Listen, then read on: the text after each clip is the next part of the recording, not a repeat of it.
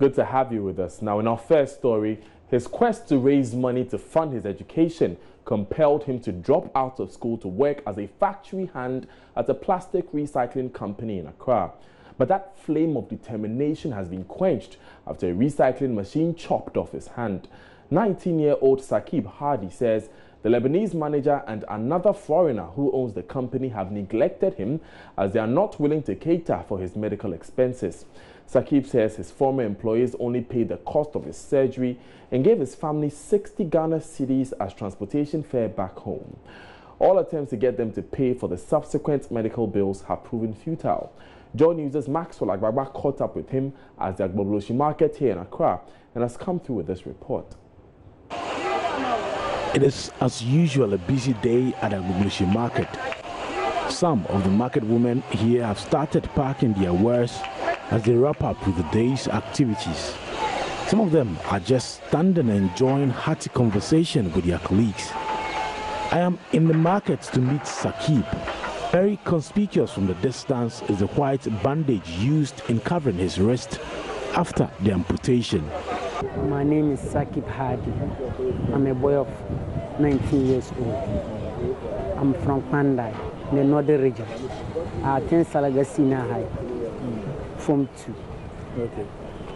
Sakib says he enjoyed playing handball back at the Salaga Senior High School, but thinks that cannot be possible again. He has been narrating exactly what happened on the 16th September around 6:30 p.m. when he reported to work. Before that, a machine spoiled and we repaired it. After repairing, we were going home. And the supervisor told us that we should come back and what? And we should come back and work on the other machine so that the material in the funnel should be what? So after that, when I went and stand on the machine, we sparked on the machine. By the time I realized that my hand was, I saw that I had like something, I feel like something like my hand was in there something. So, but what made me that? It made me like someone was, like a dream, like someone was pushing me. That's what it made me. Before I had like I feel like something else hit me. So and I shouted. So when I shouted before they off the machine, without to I can't remove my hand unless they reverse the machine, and they reverse the machine before I'm able to remove my hand. That moment, to the people I was there with, they were confused. So and I started crying. I was holding my hand, started crying. I went out before they brought a car. The day they sent me to do that, the next day before the manager himself came there. He came there and greeted and he left. He came and he paid everything. Then he gave 60 Ghana to us that we should use it for a lot of it. And I went home. Since I went home, they have never come to me. Sakib tells me 2 months after the incident, his employers only paid for the surgery and have refused to pay for the subsequent medical expenses, leaving him to his fate. The lawyer gave the letter to me to send it. When I sent it, the lawyer gave me 2 letters, and he said one for me, one for the manager. So when I sent it, and the lawyer said when I send it, I should let him sign on my that he has received the letter.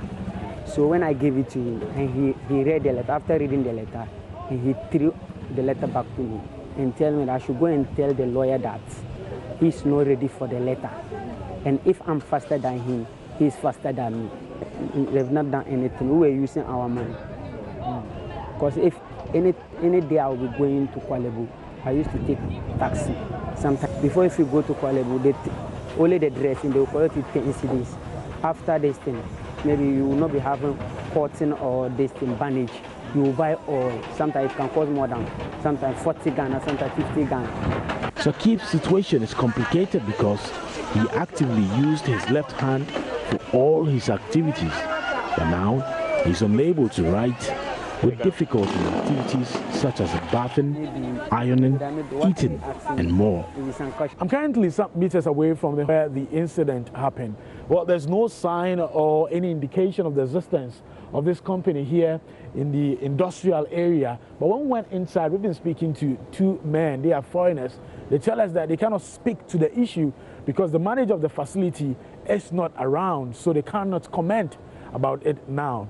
Reporting for Joy News, Maxwell Agbagba.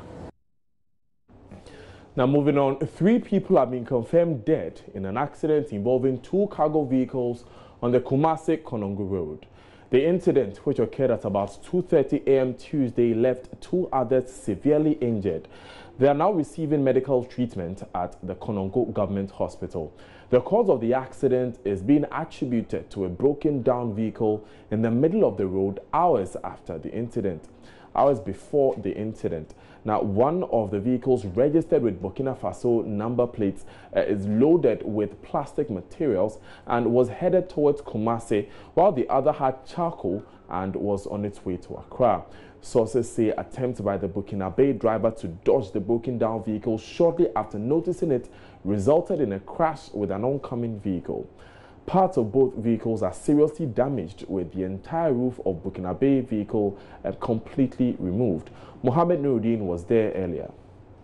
Particular vehicle was from Kumasi heading towards Accra, and the Burkina Faso vehicle was also from Accra heading towards Kumasi.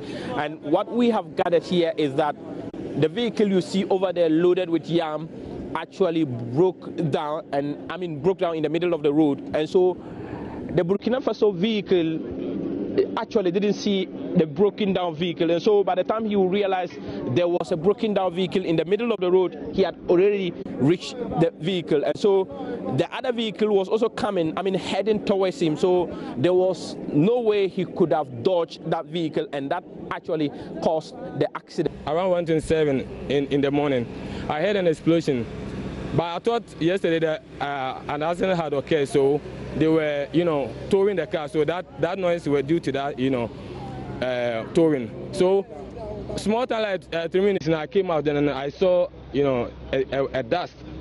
Yeah, so I came to the roadside and I saw these 2 cars. They are crashed by the driver's side, and one was already dead and one was alive. So we carried the first one inside the car, and they took him to hospital.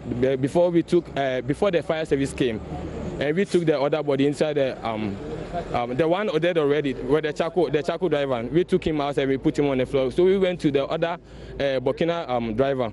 So we went there. The mate was alive. Yes, he was alive, and he was, the way the dust was, you couldn't see him at first because the dust and the blood was covering his face. So we started. The way he talked once, and Charlie, we were all shocked. So we went there. The car was full of charcoal. And we were just backing it out like that. So it got to a stand, and the fire service came to our rescue, and we brought him out safely, and they took him to hospital. So when the police MT3 came, they were trying to tow the car. So when they started pulling the car, we saw another body under the Burkina car, and we did, and we took the car and we took the dead body too. That making two fatalities at the same time at once. So in all 3 people died. Yes. 3 people died, but the third one, the third one couldn't be seen. Couldn't be seen earlier. Yes, the MT2 people were preparing to go, and one guy, because we thought the guy lying on the floor was the Burkina driver, and the mate who is alive told us that they were 2. So we thought that was the man. So they were preparing to go, and one guy he went to the car and he saw a foot, a left. So he pulled the foot and he saw that there was a body there. And so the information we've gathered here is that 3 people have been confirmed dead, and some others have injured, and they are receiving treatment at the hospital. And so residents here are telling us that government should try as much as possible to make sure that from now till December, where there would be the celebration of Christmas, they should try as much as possible to make sure that every broken down vehicle found in the middle of the road will be towed before Christmas, because this is the time normally most accidents occur. And so residents are appealing to government that he should make sure these things are done before the Christmas. I mean, if you look around you, do you realize there are some potholes in the middle of Ridge Road, and the residents are telling us that these are some of the causes of the accident here. Now moving on, inadequate infrastructure is compelling authorities at Garden City Special School in the Ashanti region to restrict admission. Headmistress Dr. Roslyn Frimpoma Ejapong says increasing numbers of applicants have had to be turned away. Love FM's Kwesi Deborah reports. Established in 1977, Garden City Special School, initially located at Adiabeba, was moved to Asokoro Mampong in 1997.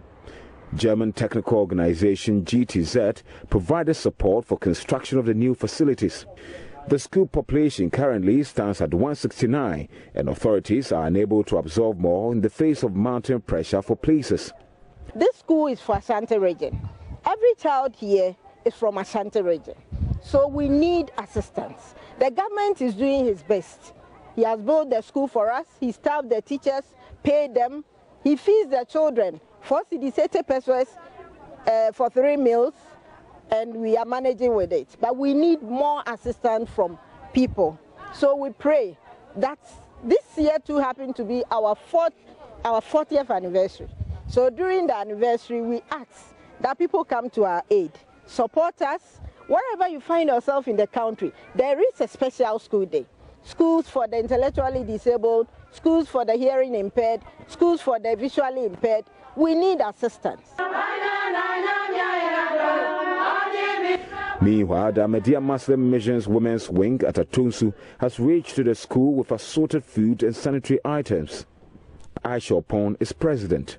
Today is the day that Almighty God has given us opportunity to come here to visit them.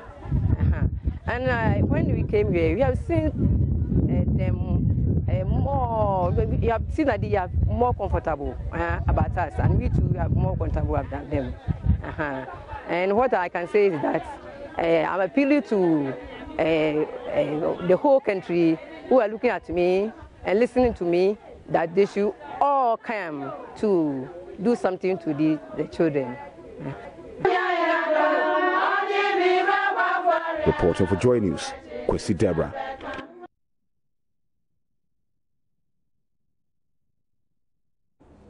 Right, you're still watching Joy News today. I am Daniel Dazi. We'll soon be going to the floor of Parliament, where we understand that the Speaker of Parliament has been holding a breakfast meeting. Top on his agenda has been the gold sector and the lessons that we can learn in our budding oil sector. Now, you will recall that as part of this conversation about the ban on galamsey, the fact that most of these small-scale mining companies who are in the legal small-scale mining sector do not have parliamentary approval for their contracts has come up, and that is one of the reasons that was given, for instance, for the revocation of the mining permits for Exxon Cubic Limited, which had permission to mine bauxite in Yinahini some months ago. So we'll be going to the floor of Parliament. We also have an update on the office of the Special Prosecutor bill, but in the meantime, we'll take a quick breather. When we come back, we'll take you there.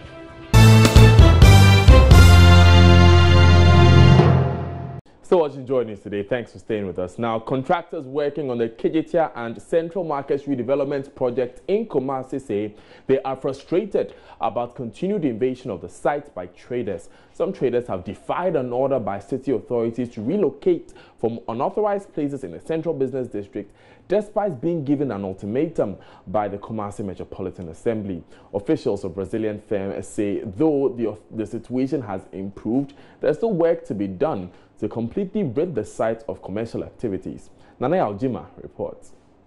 Phase 1 of the $298 million project for construction of over 10,000 stores and the Kejetia terminal is about 70% complete. Though over 6,000 traders have been moved to racecourse and Abinchi markets, some are still within the project site. Some of the goods that we are dealing with here, if you send it to racecourse, it's not going to go through for you. So I mean, for us, we prefer Adum here more than racecourse, because this our phone. Somewhere in racecourse will not use iPhone or something like that. But we here Adum, you get some guys who are using iPhone. Though patronage for you can feel comfortable. It is true that the central business district is congested, but we cannot sell our wares at race course. It will not help us. Contractor engineering is worried work is already 6 months late due to land litigation in addition to presence of trespassing traders. Project consultant Emmanuel Danson acknowledges progress made in the relocation of traders, but says intensified efforts is needed. Some time now we've been appealing to the city authorities for the decongestion exercise, and now it's cleared, and then we'll start preparing the road for Tumfor ceremony to take place. So we are good. It's better for us now. We can work perfectly. All the road network in and around KJTR will be prepared in asphalt form. So it's part of the asphalt that we are now doing it. So we'll start, the equipment are in, we'll start working on it from tomorrow. Mr. Danso fears the 30-month completion date for the project may be missed. But for us, what we need now is occupy. We need more. But we don't have that authorities, the city authorities that has to give us that help. So what we have is what we will start working on. We can't complain, but you bear with us that if it exceeds or it lapses, then the city authority, we've already written to the ministry, or let's say KMA and the regional minister, that due to these problems, we know we will not be able to meet the deadline. City authorities indicate they will get rid of the traders once demarcation of plots at designated sites is complete. Nanaya Ojima reporting. Let's bring you back to the capital and take you straight to Parliament because, like we said, the Speaker of Parliament, Professor Michael Quay, has been holding a breakfast meeting this morning where he's been demanding an end to what he calls successive governments' disrespect for the House in the signing of natural resource exploration contracts. Our Joseph Opoku Gakpo is on the ground for us and he joins us live with the details of that. But Joseph, before we go to the details of what the Speaker of Parliament has been saying, we understand that the House is deliberating on the Office of Special Prosecutor Bill. Exactly, Daniel. That's something that would be coming up any moment from now. It's actually listed as one of the major items that they'll be dealing with. The Attorney General and Minister of Justice, Madam Gloria Akofo, is present here to help parliamentarians go through with that. But just that at the moment, what they are talking about is World Diabetes Day. There's been a statement by Dr. Okoboy, the MP for Lejokuku, calling for more support for patients of this particular disease and demanding that efforts are put in place to stop its spread among the Ghanaian populace. So that's what conversations are ongoing on. But on the Special Prosecutors Bill, there are a number of amendments that need to be made to that particular bill. Over the last few weeks, more than 72 amendments have actually been made to the original bill that was actually brought in. We understand that there are about 7 of them that are left to go.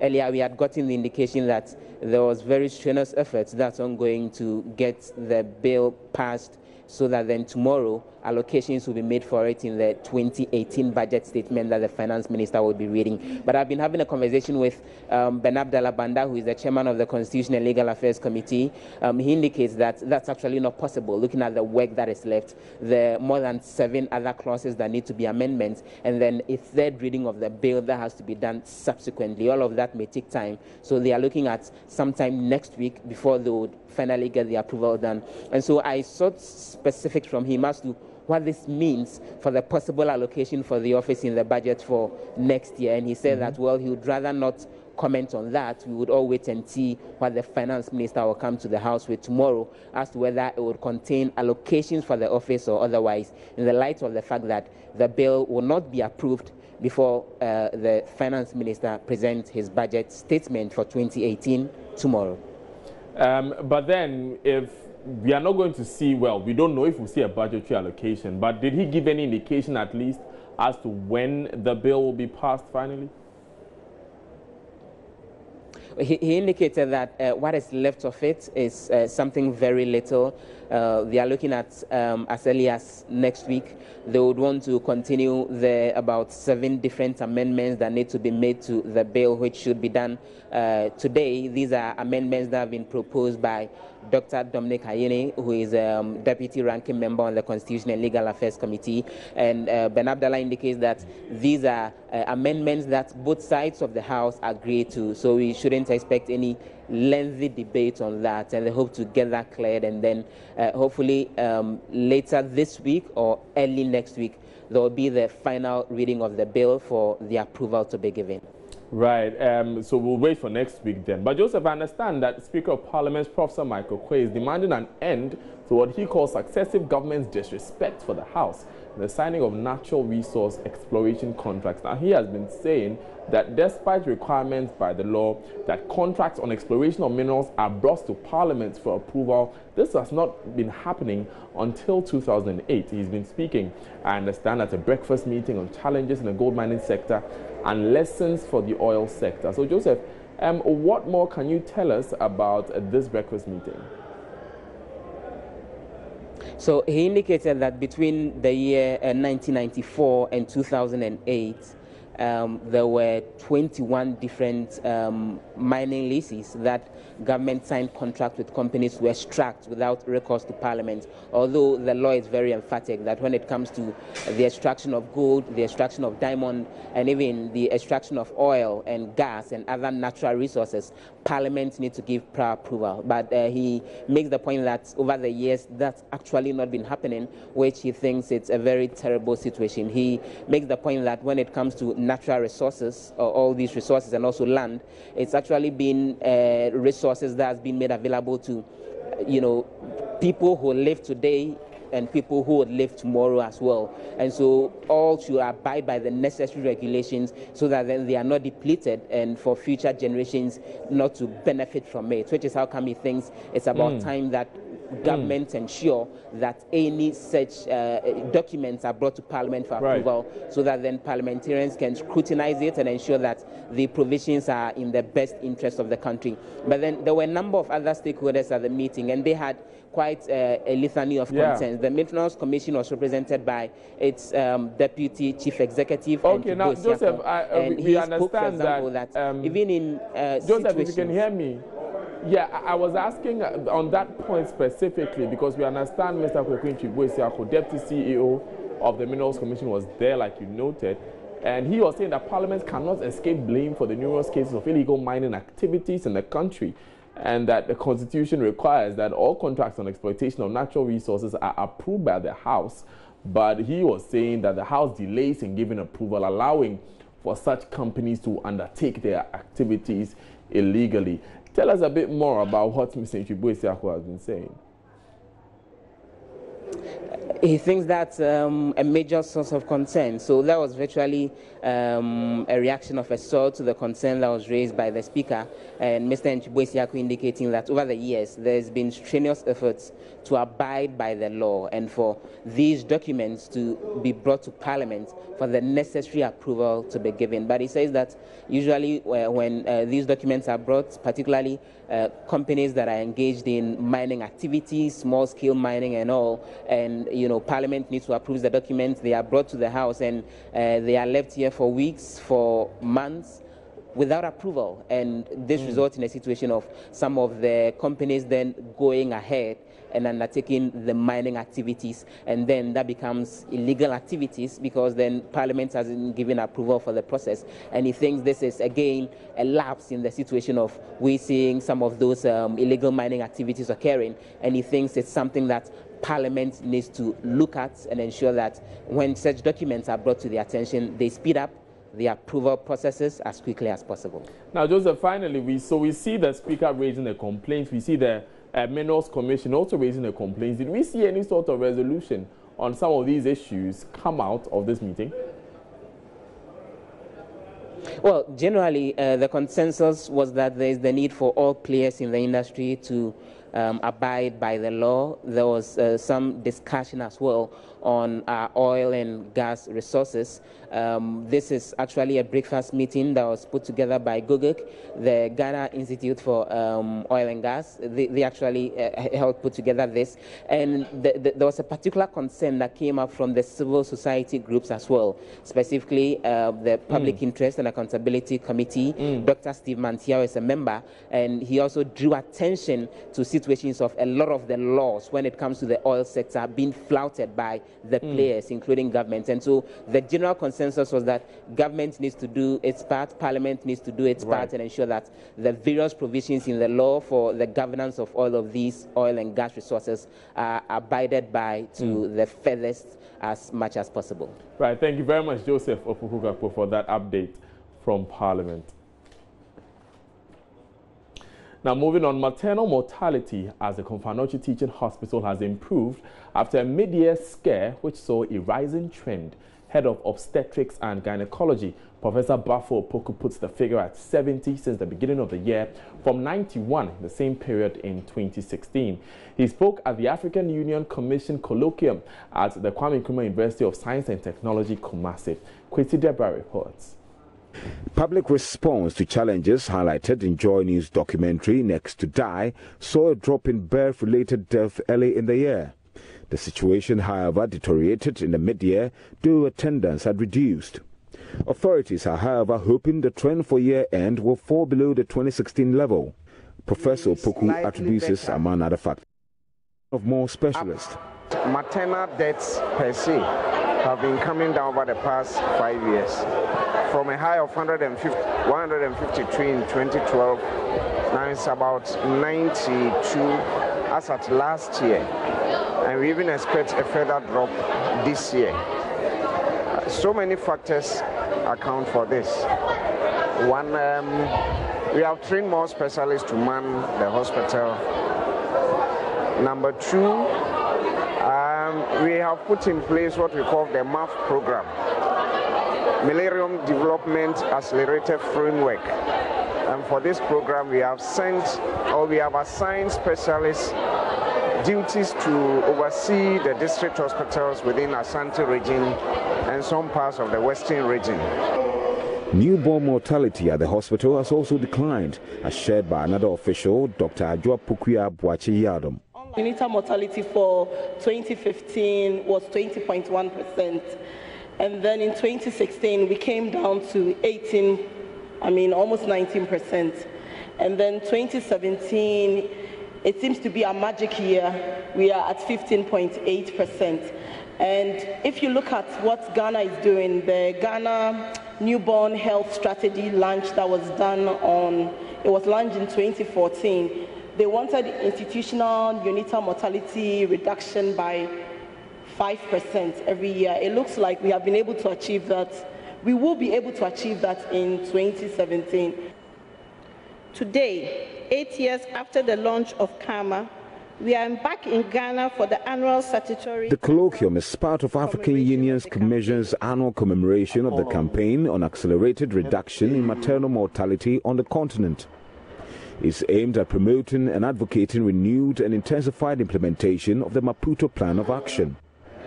It targets to reduce maternal, newborn and child mortality in Africa.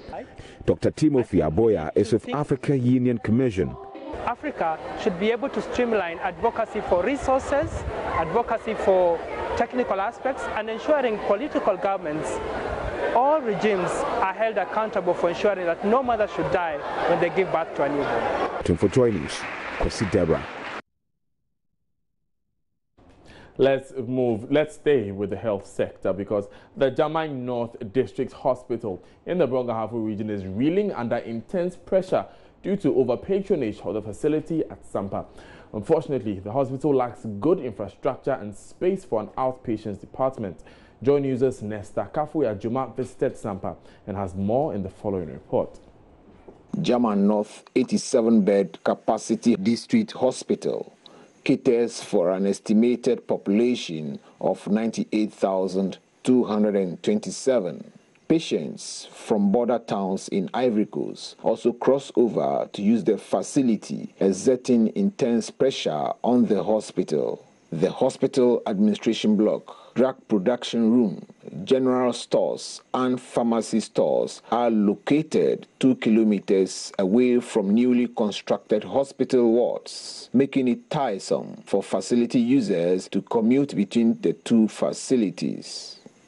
The acting medical superintendent, Dr. Philip Ta Amuaku, wants a total upgrade of infrastructure to meet standards of a district hospital. German North District Hospital was upgraded to a district hospital about 13 years ago. Since this upgrade to a district hospital, we had to move from our old health center to the current location, and that was after almost 5 to 6 years when we had donations, these infrastructural donations from these philanthropists, and that has been very helpful. However, because we haven't had a capital investment in our infrastructure, there are so many deficits in what we have, and that is hampering quality care delivery in the facility. What we think we need is a whole capital investment into the facility so that we can get an upgrade of our structures, we can get standard structures in order to ensure quality care delivery. The hospital's laundry room has developed serious cracks in the walls and the ceiling is in bad shape.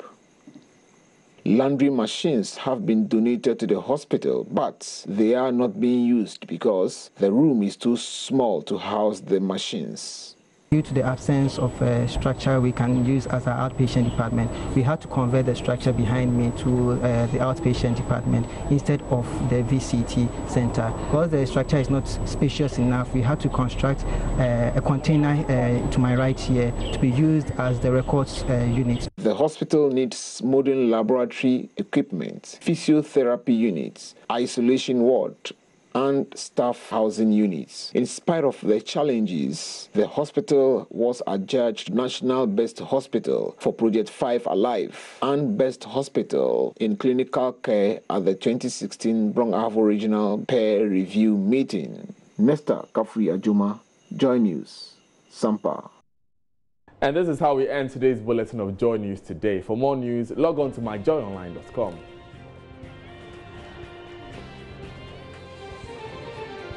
I am Daniel Dazi. Thanks for joining us.